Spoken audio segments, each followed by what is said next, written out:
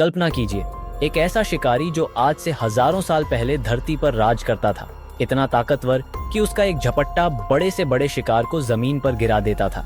और आज वैज्ञानिक उसे फिर से जिंदा करने की कोशिश कर रहे हैं। जी हाँ, हम बात कर रहे हैं डायर वुल्फ की। क्या ये सिर्फ साइंस फिक्शन है या फिर हकीकत में ऐसा कुछ होने जा रहा है? एक प्राचीन जानवर की वापसी, क्या ये विज्ञान की जीत होगी या प्रकृति के लिए खतरे की घंटी? डायर वुल्फ या कहें कैनिस डिरस, जिसका मतलब है भयानक भेड़िया, नाम से ही अंदाज लग जाता है कि ये कोई आम जानवर नहीं था। आज जो ग्रे वुल्फ यानी सामान्य वुल्फ होते हैं, उनसे कहीं ज्यादा बड़ा, भारी और खतरनाक डायर वुल्फ करीब 1.6 लाख साल पहले से लेकर 10,000 साल पहले तक उत्तरी और दक्षिणी अमेरिका के बर्फीली जंगलों में पाए जाते थे।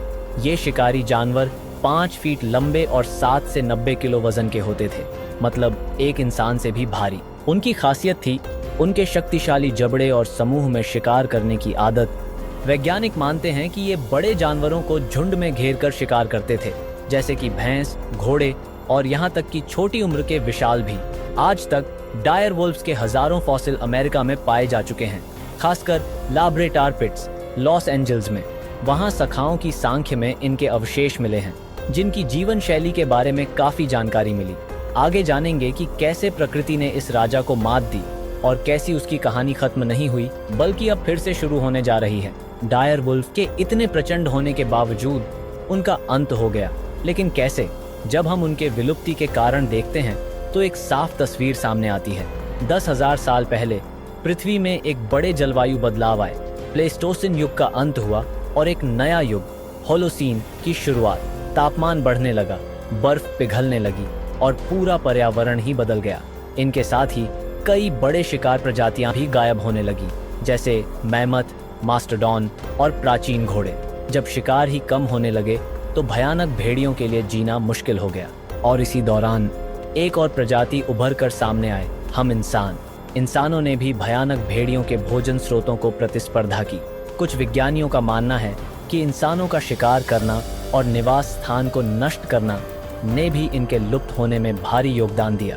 इस प्रकार डायर वुल्फ अपने शिकार के साथ ही धरती से मिटा दिए गए, लेकिन उनके फॉसिल और डीएनए ने एक नई कहानी लिखनी शुरू कर दी है।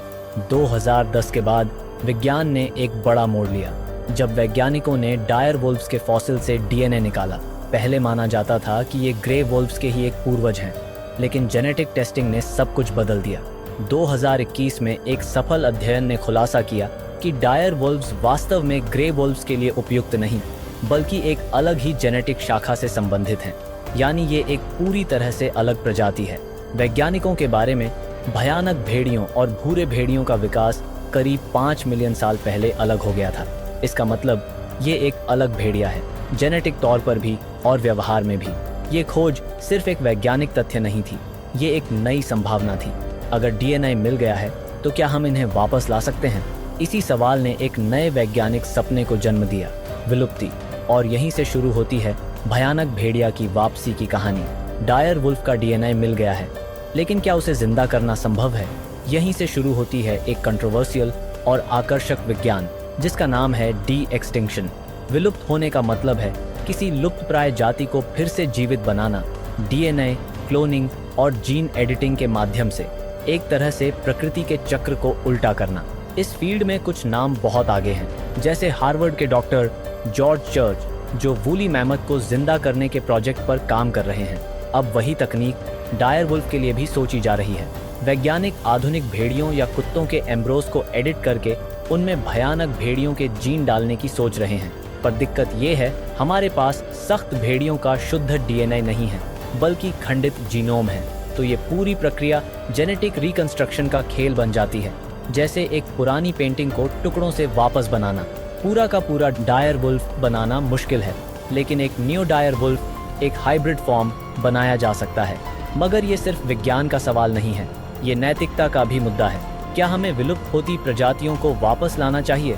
जी हाँ, विज्ञान ने हमें ये शक्ति दे दी है कि हम विलुप्त हो चुकी जातियों को वापस ला सकते हैं। लेकिन क्या हमें ये करना चाहिए? कई वैज्ञानिक और एनवायरमेंटलिस्ट्स कहते हैं कि किसी भी विलुप्त प्राय प्रजा को वापस लाना एक नैतिक दुविधा है। क्या हम प्रकृति के नियम तोड़ रहे हैं? एक हाइब्रिड भयानक भेड़िया अगर बन भी जाए तो क्या वो हमारे इकोसिस्टम में फिट हो पाएगा या फिर नए इकोलॉजिकल प्रॉब्लम्स पैदा करेगा? अगर ये नई प्रजातियां आक्रामक हुई तो ये मौजूदा वन्य जीवों के लिए खतरा बन सकती है, और अगर वो जीवित ही नहीं रह पाए तो पूरी कोशिश बर्बाद हो जाएगी। और सबसे बड़ा सवाल, क्या हम विलुप्त होती प्रजातियों को जिंदा करके सिर्फ अपने गॉड कॉम्प्लेक्स को संतुष्ट कर रहे हैं? ये एक फैसला है जिसका विज्ञान, नैतिकता और प्रकृति तीनों की समझ जरूरी है। लेकिन कहानी अभी खत्म नहीं हुई। डायर वुल्फ सिर्फ एक प्राणी नहीं है, वो एक प्रतीक है हमारे अतीत का, हमारे विज्ञान के भविष्य का और हमारे फैसले की ताकत का। विलुप्त होने का सपना सिर्फ भयानक भेड़ियों तक सीमित नहीं है। दुनिया भर के वैज्ञानिक वूली मैमथ्स, डोडो और तस्मानियाई टाइगर्स जैसे प्राचीन प्रजातियों को भी वापस लाने की कोशिश में हैं।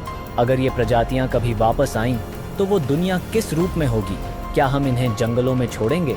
हाँ, वो सिर्फ लैब्स के ग्लास बाड़ों तक सीमित रहेंगी। ये फैसला सिर्फ वैज्ञानिक नहीं, सामाजिक भी होगा।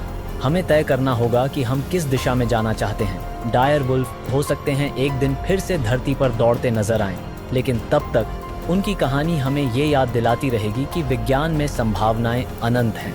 बस सवाल ये है कि हम उनका उपयोग कैसे करते हैं। अगर आपको यह वीडियो पसंद आया हो तो इसे लाइक करें, दोस्तों के साथ शेयर करें और चैनल को सब्सक्राइब करना